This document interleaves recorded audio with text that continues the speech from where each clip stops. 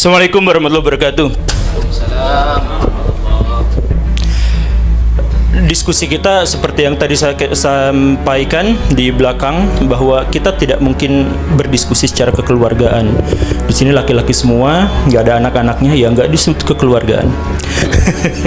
Tapi gini, saya ingin menegaskan bahwa polemik nasab ini, kebanyakan yang beredar di masyarakat itu adalah polemik tentang sentimen-sentimen, bukan polemik terkait dengan akademik.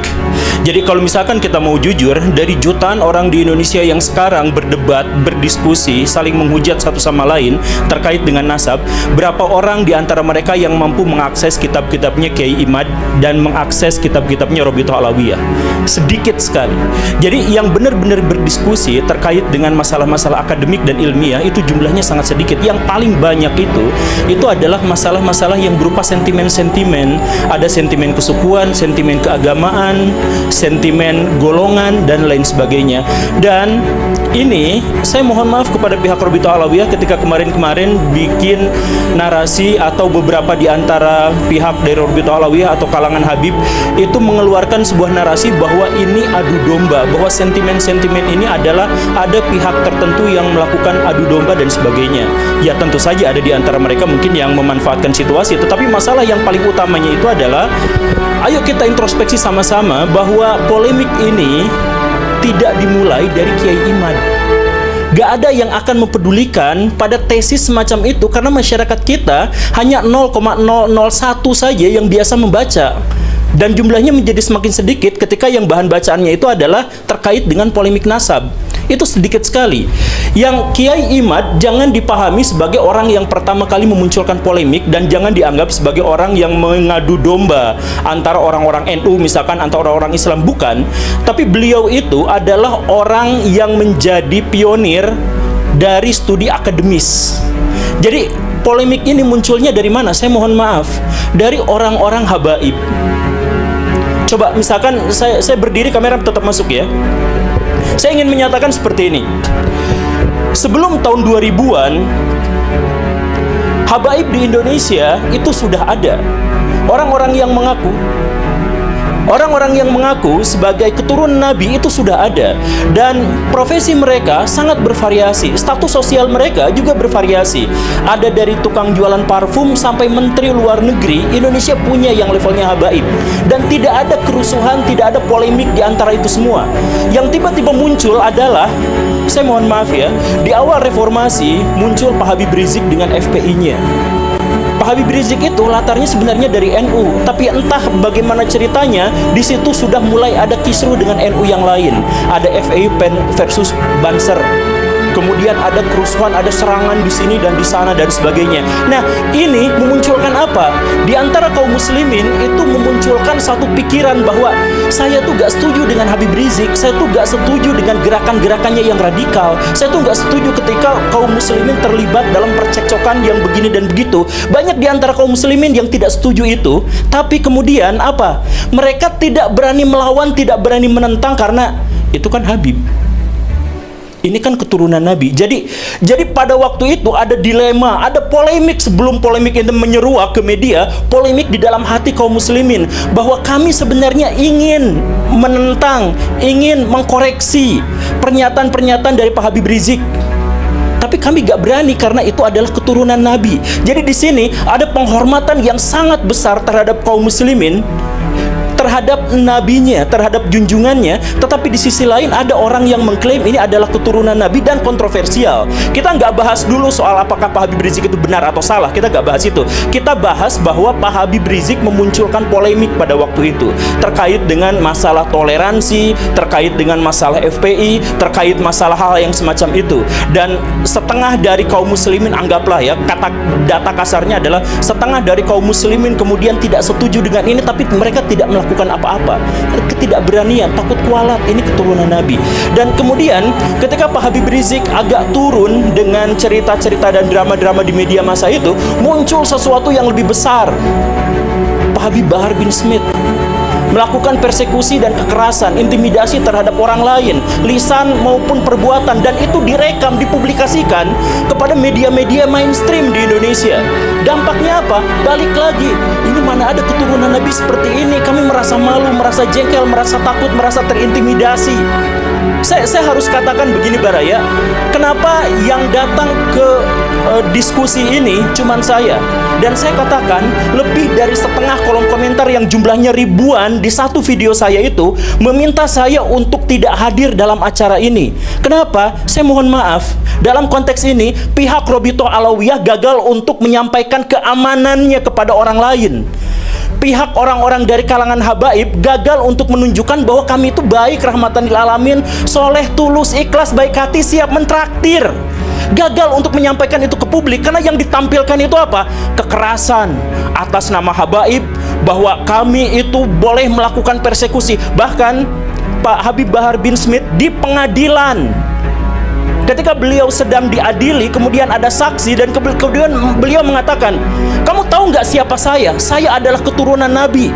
Kalau kakek saya begini, kamu tahu kakek saya seperti ini, kenapa kamu memberatkan? Kamu membuat kesaksian yang memberatkan pada saya. Itu kan sebenarnya menyakiti kaum muslimin. Karena ada orang yang melakukan kekerasan atas nama Nabi, diadili tapi minta privilege. Siapa yang melakukan itu? Golongan habaib. Kalau misalkan kemudian tiba-tiba muncul bahwa kami sekarang sedang diadu domba antara kelompok ini dengan kelompok itu, bukan. Mungkin ada adu domba, tapi itu belakangan. Munculnya itu dari mana? Dari keresahan kaum muslimin karena melihat di satu sisi kami mencintai, demi Allah kami mencintai Nabi, dan wujud dari kecintaan kami terhadap Nabi adalah kami tidak akan mau menisbatkan kekerasan, kejahatan, dan kontroversi terhadap orang-orang yang mengklaim dirinya sebagai keturunan Nabi. Kan masuk akal kan, begitu kan? Kecintaan terhadap Nabi adalah mensucikan beliau dari semua tindak tanduk yang mengangkangi syariah Islam. Nah, jadi permusuhannya sekali lagi ya, kita nggak bahas soal apakah Pak Habib Rizik itu benar atau salah. Kita nggak bahas soal Pak Habib Bahar itu benar atau salah. Kita nggak bahas itu. Kita membahas rasa takut dari kaum muslimin, rasa resah, rasa merasa terintimidasi. Karena di satu sisi kaum muslimin sangat mencintai Nabi, tetapi di sisi lain ada keresahan bahwa Nabi dikaitkan dengan tindakan-tindakan atau simbol-simbol dari kekerasan. Itu rasa sakit hati itu belum terobati sampai akhirnya muncul di video Pak Habib Bahar yang sangat kontroversial itu, kakinya diciumin oleh santri-santri yang ngantri jalan bebek. Coba rasakan betapa sakit hati dan marahnya kaum muslimin. Coba kita misalkan bisa melihat dari berbagai perspektif. Misalkan lihat orang-orang yang biasa, orang Islam berdebat dengan orang Kristen, berdebat dengan apa, kan ramai sebenarnya di media sosial. Lihat perdebatan di antara mereka, dan orang-orang non-muslim bawa-bawa itu. Tuh lihat, buah tidak pernah jatuh jauh dari pohonnya. Sebagai penegasan, kalau Bahar melakukan kelakuan yang seperti itu, ya begitulah nabinya. Itu ejekan terhadap kaum muslimin dari orang-orang non-muslim. Tapi orang-orang non-muslim pun tidak bisa disalahkan. Karena apa? Karena memang Pak Habib Bahar melakukan itu atas nama keturunan Nabi. Kemudian lihat misalkan kelompok-kelompok Islam yang lebih moderat atau yang lebih plural, mereka sakit hati melihat itu. Karena apa? Karena betapa feodalisme di antara kaum muslim masih terjadi. Ada orang yang diciumi kakinya. Kemudian kita melihat misalkan kelompok-kelompok yang lebih radikal atau kelompok-kelompok yang berpikiran lebih fundamental, katakanlah kelompok salafi yang kita sebut sebagai wahabi misalkan. Mereka marah, mereka sakit hati. Karena apa? Karena ada orang sujud di depan orang lain atas nama keturunan Nabi. Betapa sakitnya. Coba kita melihat kalangan nasionalis, Islam nasionalis sakit hati ketika melihat ada orang keturunan Yaman kemudian disujudi, diciumi kakinya oleh orang-orang pribumi pesek. Jadi dilihat dari konteks apapun, dalam perspektif apapun, ini benar-benar menyakiti kaum muslimin. Tapi kala itu kaum muslimin berpikir bahwa ya sudahlah, pasrah aja. Kami sakit hati, kami marah, kami pengen sekali untuk mengajak orang ini ke dalam ajaran agama yang benar, katakanlah seperti itu. Ya tapi nggak bisa kan, dia Habib, dia kan keturunan Nabi. Jadi sebenarnya polemik ini bukan muncul gara-gara Kiai Imad, bukan muncul gara-gara dipopulerkan oleh saya, Guru Gembul, bukan. Tapi ini adalah akumulasi dari kekesalan dan kemarahan kaum muslimin terhadap apa yang terjadi, yang ditunjukkan oleh beberapa kalangan dari habaib, dari kalangan Ba'alawi. Jadi jangan dulu ada cerita bahwa intelijen masuk ke sini, ya mungkin itu belakangan. Jangan dulu cerita bahwa ini asing masuk ke sini, ya, jangan, belakangan aja dulu. Kita introspeksi. Karena kalau misalkan kita mau maju, kita harus cari solusi. Bagaimana cara kita menemukan solusi? Ketahui masalahnya. Bagaimana cara kita mengetahui masalahnya? Kita berani untuk introspeksi diri. Saya selalu menyatakan, mempopulerkan kepada orang lain, ayo kita introspeksi diri. Kaum muslimin, kenapa sekarang terpuruk? Kaum muslimin kenapa ketinggalan zaman? Karena setiap ada bagian dari kaum muslimin yang disakiti, kita salahin pihak lain. Ketika Indonesia tidak maju, apa yang dinarasikan? Oh, karena ini adalah konspirasi elit global, konspirasi Yahudi, ini Amerika Serikat yang keji dan sebagainya. Ya iya, katakanlah memang seperti itu. Tapi tidak ada seorang pun di antara kita yang gagal itu kemudian menyalahkan pihak lain. Kalau kita gagal dalam permainan sepak bola, kita nggak berhak untuk nyalahin permainan pemain lain yang lebih bagus. Kalau misalkan kita melihat bahwa Indonesia sekarang carut marut, jelek, terpuruk, tidak memiliki peradaban yang memadai, ketergantungan sama pihak asing, sama Cina, Amerika Serikat dan sebagainya, introspeksi diri, mungkin kitalah yang salah. Bukan lalu kita menyalahkan pihak lain. Nah, termasuk juga dalam hal ini Rabithah Alawiyah, kalau misalkan mau berbicara tentang polemik nasab ini, tolong pikirkan, jangan, oh ini adalah gara-gara konspirasi, bukan. Ini gara-gara, introspeksi aja, saya mohon. Introspeksi aja bahwa di antara kita memang ada orang-orang yang seperti itu. Dan ketika tesis Kiai Imad itu lahir, muncul, akhirnya mengemuka, sentimen-sentimen itu bertebaran di mana-mana. Anti komunis Yaman, imigran Yaman, ayo kita deportasi mereka dan lain sebagainya. Kenapa muncul sentimen-sentimen yang seperti itu? Sentimen itu muncul jelas jauh dari studi akademik, jauh sekali dari nuansa-nuansa atau ekosistem ilmiah, jauh sekali dari situ. Tapi kenapa? Ya karena sebelumnya bukan masalah nasab yang dituliskan oleh Kiai Imaduddin, bukan. Tapi sebelumnya sudah ada bara dalam sekam yang begitu besarnya, yang akhirnya membuat kaum muslimin ketika ada lecutan sedikit, ada pembukaan, mereka katakan apa? Alhamdulillah ketika saya sekarang mengkritik Habib Bahar, saya tidak akan kualat karena dia bukan keturunan Nabi.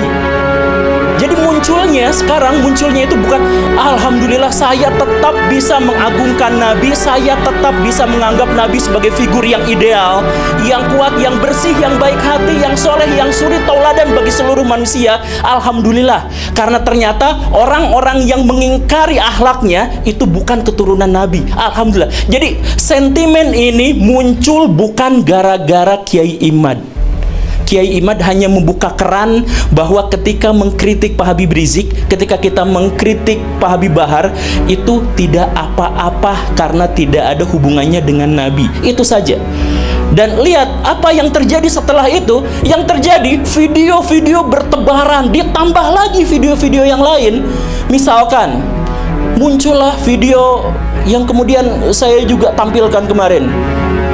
Ada Habib yang mengatakan bangsa ini bisa menjadi bangsa yang kuat, yang teguh, tidak kena bencana dan sebagainya karena mencintai para habaib. Para habaib, kan beliau Habib, Pak Novel Al-Idrus. Kemudian dikatakan, siapa yang berani mengkritik, mengkoreksi Habib, maka dia seperti iblis. Itu pernyataan tekstual, harfiah, literlaksnya seperti itu. Jadi bayangkan kaum muslimin makin marah dengan adanya video itu. Kenapa marah? Karena mereka mencintai Nabi. Kemarahan itu muncul karena mereka mencintai Nabi, dan di zaman Nabi diketahui secara persis bahwa Nabi tidak pernah anti kritik dan anti koreksi. Setiap ada musyawarah, para sahabat selalu bertanya, "Ya Rasulullah, apakah ini adalah wahyu ilahi atau ini adalah pendapat pribadi?" Kalau pendapat pribadi, ayo kita diskusikan.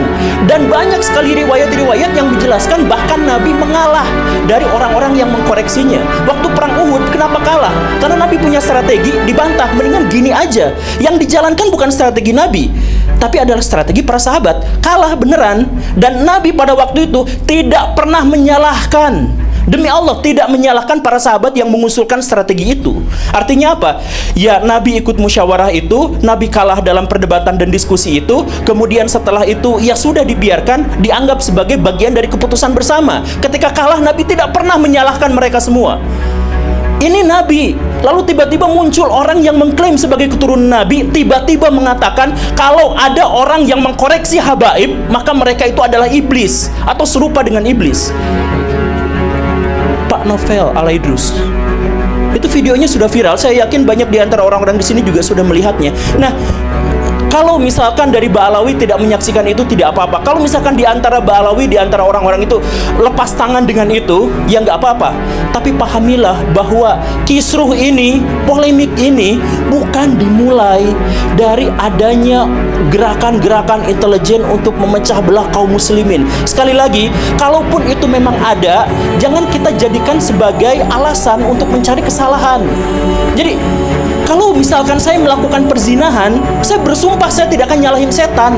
Emang kerjaan setan itu untuk membisiki saya untuk melakukan kemaksiatan. Kan begitu.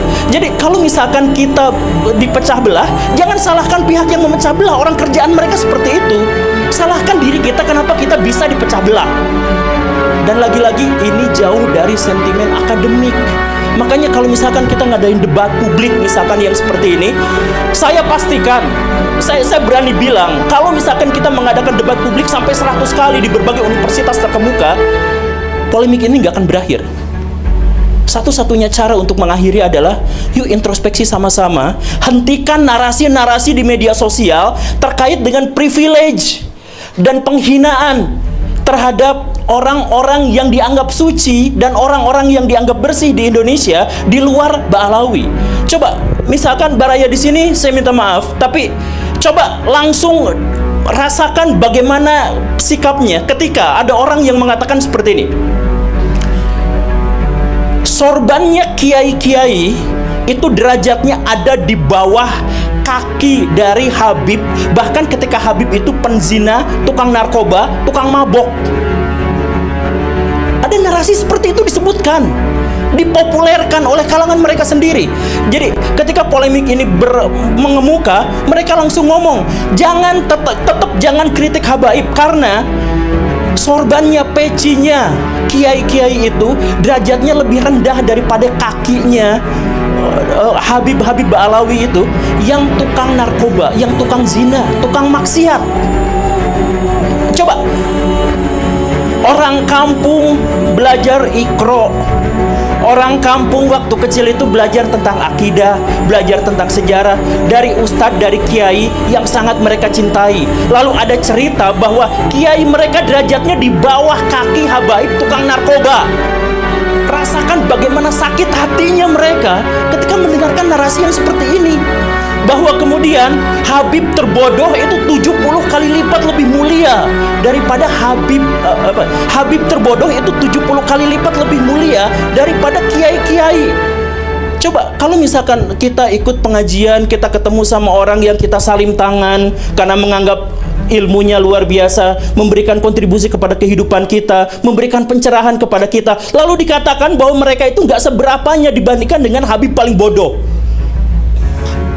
Bisa nggak merasakan penderitaan dan sakit hati yang luar biasa dari situ? Dengan sakit hati yang besar itu, maka debat-debat kayak gini anfaedah. Karena apa? Yang dibangun bukan studi akademik, bukan, tapi sentimen-sentimen sejak awal. Bayangkan kemudian ada ulama-ulama Nusantara yang harus cium tangan, cium kaki terhadap Habib-Habib yang berjejer duduk di sofa dengan begitu megahnya. Kalangan nasionalis sakit hati, kalangan tradisional sakit hati, kalangan fundamentalis sakit hati, mau yang liberal sakit hati, yang radikal juga sakit hati melihat fenomena semacam ini. Jadi please lah, kita saya demi Allah, atas nama Allah saya katakan bahwa saya datang ke sini untuk menghentikan polemik ini. Saya berharap saya bisa. Tapi untuk menghentikan polemik ini bukan dengan debat, bukan dengan diskusi. Tapi ayo kita sama-sama hentikan yang seperti itu. Kemudian kemarin Pak Fikri Syahab mengatakan kepada saya bahwa kami sebenarnya lepas tangan terhadap kelompok-kelompok habaib yang seperti itu, karena kami adalah ormas penulis nasab saja, dan kami tentu saja tidak memiliki otoritas untuk ngurusin apa yang mereka katakan dan apa yang mereka perbuat, misalkan seperti itu. Ya kalau memang seperti itu, sampaikan kepada publik, bukan kemudian melakukan pembelaan-pembelaan. Kalau misalkan kemarin Pak Haji Roma Irama mengatakan bahwa saya pernah ditawari sertifikat habaib, bukan caci maki. Kenapa tiba-tiba muncul di media-media itu, ini orang yang sudah sepuh, ini orang yang sudah ini, tapi kenapa malah seperti ini, soal khotimah dan sebagainya? Bukan. Jujur saja, kalau misalkan kita mau tahu, pencatatan nasabah Alawi itu sangat rapihnya itu pas zaman Pak Taufik Asgaf sekarang kan. Sebelum itu kan masih banyak yang gonjang-ganjing kesana kesini. Bahkan Mbak Alawi sendiri pernah memergoki ada beberapa orang yang menjual sertifikat nasabah itu kan. Nah itu kan harusnya memang diakui dan kemudian mengatakan, oke, kami akan melakukan hal yang lebih baik lagi terhadap pencatatan nasabah ini. Bukan justru malah mencaci maki, marah-marah di media sosial terkait dengan masalah yang seperti ini. Ini justru akan memperkeruh. Sekarang Mbak Alawi musuhnya jadi banyak, dan mereka bukan hanya banyak, mereka banyak marah, ketakutan di sisi yang lain. Sehingga apa? Kemarin waktu ada pertikaian di Karawang atau Tangerang itu yang kiai katanya digebukin sama kelompok Balawi, sama kelompok Habib. Itulah yang akhirnya menyebabkan Robitoh Alawiyah dianggap begitu mengerikannya. Pak Guru Gembul, please lah, saya punya firasat buruk, jangan berdebat, datang ke mereka. Mau menang, mau kalah, tetap genjur, bonyok mukanya. Jangan salahkan mereka. Demi Allah, jangan salahkan orang yang menyarankan itu, karena sudah ada wujudnya. Sudah ada kiai dan banser yang memang digebukin. Sama siapa? Sama habaib, sama orang-orang muhibin. Itu memang nyata, itu memang benar, dan itu divideokan dan viral, dan banyak orang yang menyaksikan. Jadi sekali lagi, ketika sekarang Mbak Alawi, ketika habaib di Indonesia itu digonjang-ganjing dengan begitu banyak isu, please introspeksi diri. Dengan cara itulah kita bisa menghentikan polemik. Kita bisa membangun bangsa yang lebih baik. Kita bisa membangun peradaban yang lebih besar kalau setiap orang insaf atas apa yang harus dia lakukan dan apa yang selama ini sudah dia lakukan. Saya yakin semuanya baik-baik saja. Ketika saya misalkan datang dan ketemu dengan Gus Wafi secara langsung, kok orangnya lucu ya? Dengan Pak Syahab, lah kok orangnya ramah ya? Kenapa gak seperti bayangan saya sebelumnya? Nah, jangan salahkan bayangan saya sebelumnya karena apa? Ya karena memang sudah terjadi seperti itu. Makanya untuk Robitoh Alawiyah saya minta, ini mah sebagai saran dari seorang yang lihat realitas, ini saran. Nyatakan kepada publik misalkan bahwa kami lepas tangan dari tindak tanduk yang sangat kontroversial dari kalangan habaib itu, bahwa kami memang tidak bisa apa-apa. Sampaikan aja kepada publik. Kalau misalkan kemarin kemudian Gus Wafi mengatakan di videonya bahwa ini sebenarnya gara-gara ada habib-habib dari kalangan muda yang ilmunya belum banyak, tapi kemudian ini bukan sesederhana itu. Kalau misalkan 1-2 habib mungkin seperti itu, tapi kalau misalkan banyak, ini mungkin ada masalah kaderisasi. Jadi mungkin Pak Habib Bahar dan lain sebagainya itu sejak dia umur 4 tahun, sejak dia melihat dunia, kakinya sudah dicium, tangannya sudah dicium, apa-apa sudah dilayani, sehingga dia menjadi korban dari otoritas palsu yang dia rasakan selama ini. Mungkin saja. Jadi kaderisasi dalam hal ini, kemudian pendidikan dalam hal ini, sejak awal mari kita perbaiki sama-sama. Sekali lagi ya, kritik saya ini di depan Robitoh ini bukan karena kebencian, bukan karena apa, tapi ayo kita perbaiki sama-sama agar polemik ini selesai. Polemik ini selesai dengan cara apa? Akhlak yang baik, tunjukkan kepada masyarakat kontribusi kita pada masyarakat, bukan kontroversi kita pada masyarakat. Selanjutnya kita diskusi. Assalamualaikum warahmatullahi wabarakatuh.